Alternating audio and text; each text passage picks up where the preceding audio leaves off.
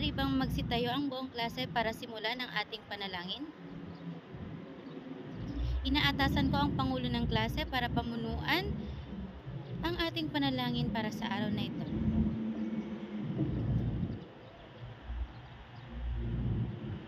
Amen. Maraming salamat, aming Pangulo. May lumiban ba sa klase para sa araw na ito? Wala. Magaling. Bigyan natin ng palakpak ang ating mga sarili dahil kumpleto tayo sa araw na ito. Bago tayo magsimula sa ating panibagong paksang tatalakayin, sino ngayon ang makapagsasabi sa akin kung ano ang ating napag-aralan noong nakaraang araw? Binibini, maaari mo bang sabihin? Tama, mukhang naintindihan mo nga ang ating napag-aralan noong nakaraang araw. Bago tayo dadako sa ating formal na talakayan, maaari bang tumayo ang lahat? Ngayon ay maglalaro tayo ng pak ganon. Kapag pak ay ishake ang katawan, kapag ganon naman ay pumalakpak. Kung sino po ang nagkamali ay siyang tatayo at sasagot sa mga katanungan. Maliwanag po ba? Okay. Mabuti namang kung ganon. Unang katanungan, gumamit ng dalawang espasyo sa linya sa kabuuan ng teksto. Tama o mali? Ang tamang sagot ay tama. Pangalawa, hindi na ilalagay sa pamagat sa introduksyon sa unang talata ng unang bahagi. Tama o mali? Ang tamang sagot ay tama. Pangatlo, mga panuntunan sa pagpapahina ayon sa APA ang magiging paksa. Ito ay tama o mali? Ang tamang sagot ay tama. Magandang araw po, ako si Aina Yuisa ang magtatalakay at maglalahad ng paksang ating tatalakayin. Ngayong araw, ang tatalakayin natin sa hapong ito ay patungkol sa mga panuntunan sa pagpapahina ayon sa APA ikapitong edisyon. Mayroong 10 panuntunan o mga hakbangin sa pagpapahina ayon sa APA. Ang una rito ay ang running head. Sa mga naunang edisyon ng manual ng APA, kinakailangan itong nakalapat sa mga page header. Sa bagong edisyon ng manual ng APA naman, ito ay kailangan lamang sa mga manuskrito na isusumite para sa mga lathalaan o publikasyon. Sa makatuwid ay hindi na ito kinakailangan sa mga papel, pampananaliksik ng mga mag-aaral, maliban na lamang kung ito ay itatakda ng guro o ng paaralan. Naiintindihan ba ninyo ang running head? Mabuti. Ngayon naman, sino ang maaaring bumasa sa pangalawang panuntunan? Sige, Jerex, basahin mo. Okay, maraming salamat, Jerex. Ang ikalawang panuntunan nga ay mayroong dalawang paraan ng paglalagay ng pahina. Gayunpaman, tinatanggap din ang mga kontekstualisadong pamantayan at tiyak na panuntunang itinakda ng paaralan na siyang dapat sundin.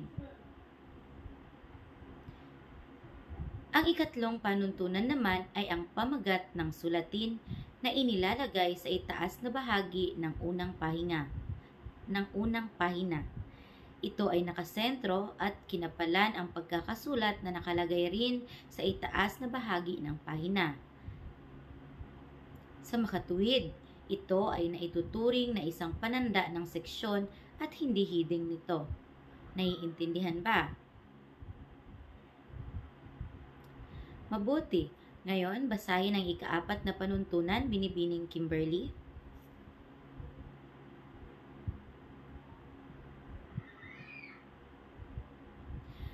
Maraming salamat, Binibini. Ayon sa binasa ni Binibining Kimberly, ano ang iyong naintindihan, Ginoong Kenneth? Naiintindihan ba ito, class? Okay, magaling. Ngayon naman ay ang ikalimang panuntunan. Gumamit ng dalawang espasyo sa linya o double line spacing sa kabuuan ng teksto.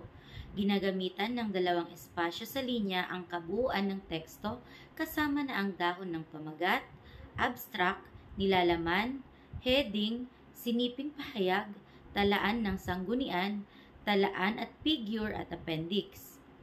Bago at pagkatapos ng heading o di kaya ay sa pagitan ng mga talata ay hindi na kinakailangan ng linya. Maaaring tingnan sa space setting sa word processing program upang maisaayos sa tamang espasyo nang hindi nilalapatan pa ng di kinakailangang espasyo. Naiintindihan ba ang ikalimang panuntunan? Magaling! Basahin mo naman binibini ang ika-6 na panuntunan. Jenny Joy? Maraming salamat. Dapat nga ay mayroong 1 pulgada ang pagpapalugit ng mga teksto. Ngunit kung may itinakda ang mga palathalaan o ang paaralan, maliban dito para sa papel pampananaliksik, sundin ang mga ito bilang pangangailangan para sa isang tiyak na konteksto. Malinaw ba? Ngayon naman ay ang ika-7 panuntunan, ang pagpo-format ng talata.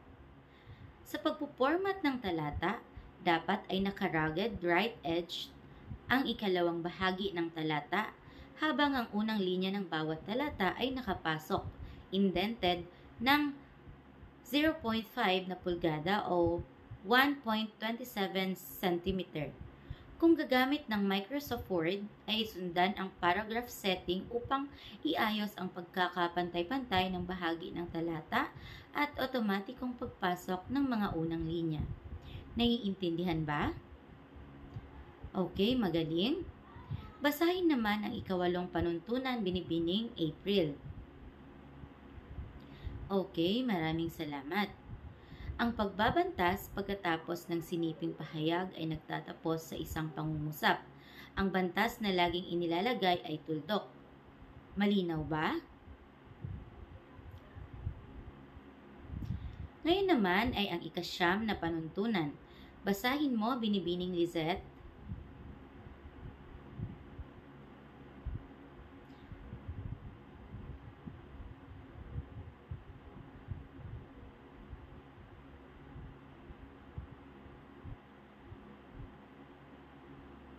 Maraming salamat, binibining Lizette.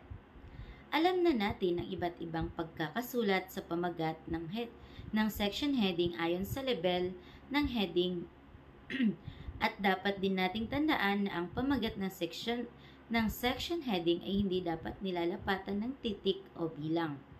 Malinaw ba? Magaling! Ngayon ay dumako na tayo sa pinakahuling panuntunan. Ang pahina ng sanggunian. Nagsisimula ito sa isang bagong pahina na pinamagatang sanggunian. At ang pamagat na kung saan ay isang section label at hindi section heading ay dapat nakasentro at makapal. Lahat ng sanggunian ay nakadalawang espasyo na may 0.5 pulgada o 1.27 cm hanging indent. Halimbawa ay ang sanggunian, tutuldok, American Psychological Association, open close parenthesis, 2020. Publication Manual of the American Psychological Association, open and close parenthesis, 7th edition. https://doi.org/10.037.0016500.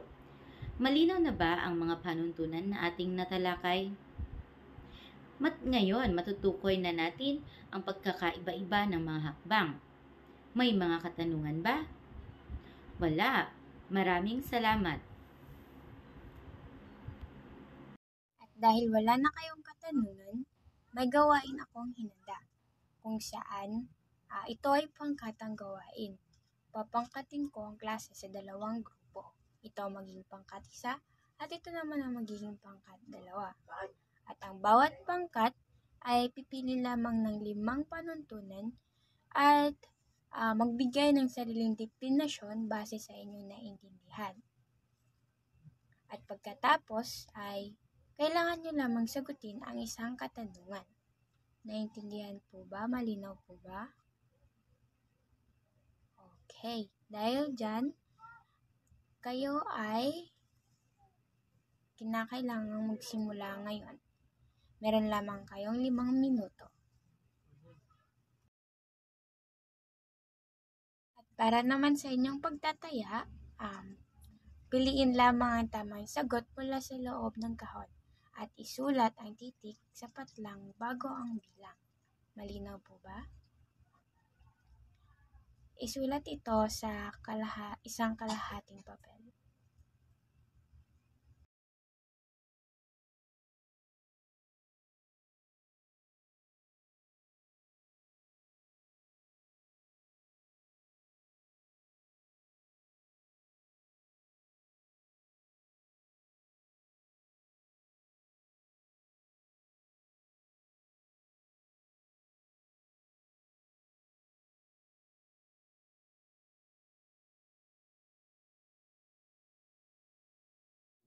Takdang aralin. Magbigay ng iba't ibang uri ng citation. Bawat citation po ay bibigyan ng pagpapakahulugan at halimbawa. At isusulat lamang ito sa short bond paper.